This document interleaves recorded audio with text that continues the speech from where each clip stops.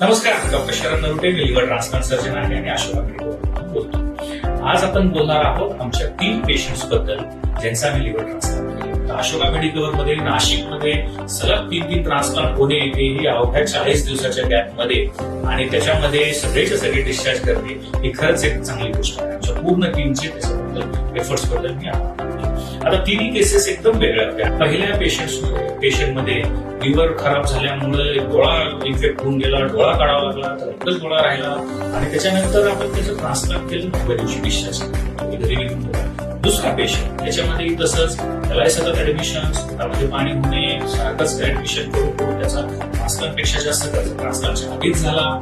त्याला लिव्हर मिळालं प्रेग्नेंट पेशंटचं, येथे बसवलं, पुण्यावरून आणलं होतं, त्याच्यानंतर रिकव्हर झाला. आता हे तिसरं ट्रान्सप्लांट त्याच्यापेक्षाही वेगळं.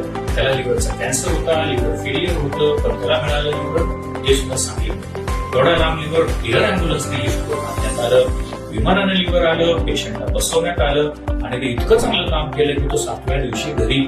अशा पद्धतीनं अशोका मेडिकलवरला सलग 3 ट्रान्सप्लांट सक्सेसफुल 40 दिवसामध्ये आणि पेशंट साधारण 10व्या दिवसापर्यंत सगळे डिस्चार्ज आपला तो गोष्ट आहे. नाशिकमध्ये आता ट्रान्सप्लांट होतं, हे चांगलं होतं. धन्यवाद.